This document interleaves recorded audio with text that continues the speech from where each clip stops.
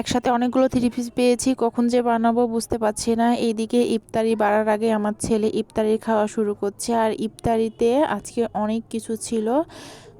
আসসালামু আলাইকুম। আজকে ইফতারি পারবো তোমাদের সাথে, ওটাই শেয়ার করব। ইউটিউব থেকে দেখলে প্লিজ একটা সাবস্ক্রাইব, লাইক দিও, কমেন্ট করো সুন্দর। আর ফেসবুক থেকে দেখলে একটা ফলো দিও আর লাইক দিও। আজকে ইফতারি অনেকগুলো আইটেম ছিল, আর আমাদের বাড়িতে ভাজা পোড়া একদম গরম গরম খায়, তাই আগে ফলগুলোই আমি প্লেটে সাজিয়ে নিচ্ছি। 8টা প্লেটে ইফতারি পারবো আমরা বাড়ির মানুষ, আর আমার বোন এসেছে। এদিকে আমি খেজুর একটা করে শসা দিচ্ছি, তারপরে এইদিকে কেশর দিয়ে দিচ্ছি। আসলে ইফতারিতে ফল রাখার চেষ্টা করি সব সময়। আর আলহামদুলিল্লাহ এবার কি রোজাগুলো খুবই তাড়াতাড়ি চলে গেল।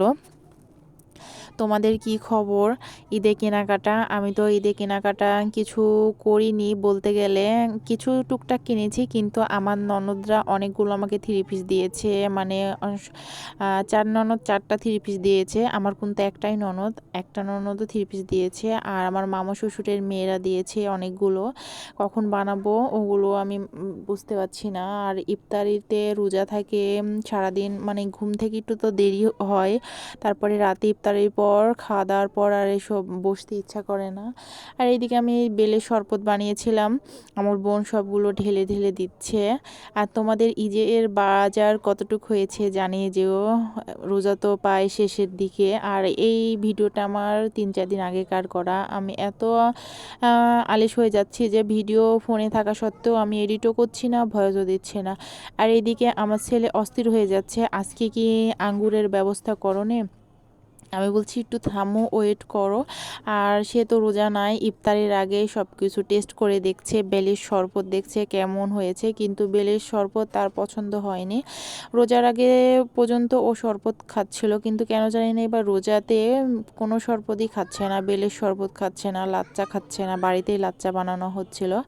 আর এইদিকে ইফতারি বানানোর পর সবার জন্য ওয়েট করা হচ্ছে। আর এইদিকে ভাজা পোড়া এখনও দেয়া হয়নি, কারণ ভাজা পোড়া আমার শাশুড়ি ভাজতে, একে একে ভাজতে, আর আমি এদিকে একে একে সাজিয়ে দিচ্ছি। আমাদের বাড়িতে ইফতারের 8 ঘন্টা আগে ভাজা পোড়া শুরু করা হয়, আলুর চপ, পেঁয়াজি, বেগুনি, কারণ আরও অনেক রকমের হয়। আমাদের বাড়িতে আবার সবাই গরম গরম খাওয়ার সবার একটু অভ্যাস আছে, তাই একটু করে একটা করে ভাজা হচ্ছে, আর একটা করে আমি এনে প্লেটে সার্ভ করছি। আর এইদিকে আজান দিয়ে দিয়েছে, মুড়ি মাখানো হয়েছে নিমকি আমাদের বাড়িতে বানানো হয় প্রায় প্রতিদিনই। আর আমার শাশুড়ির হাতের এই নিমকিটা খেতে অনেক মজা লাগে। এদিকে সবার প্লেটে প্লেটে ইফতারি বেড়ে মুড়ি মাখানো হয়েছে, মুড়ি দিয়ে বুট দিয়ে খাচ্ছি। আসলে রোজার ভিতর যে স্বাদটা হয় ওই স্বাদটা বাকি সময় পাওয়া যায় না। এই বুট মুড়ির পেঁয়াজি অন্যরকম একটা স্বাদ হয়। ইফতারের পরের দিন এই ভিডিওটা আমি থ্রি পিসগুলো কাটতে বসেছি। আমার ননদ দিয়েছে, আমার শাশুড়ি, 2 ননদের 2টা থ্রি পিস। এইদিকে কাটতে বসে দেখছি আরেকটা ননদ আবার থ্রি পিস পাঠিয়েছে আমাদের 2 জায়কে।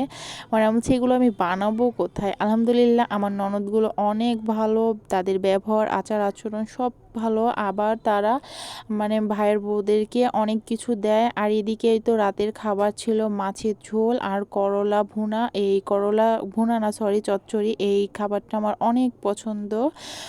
সবাই আমার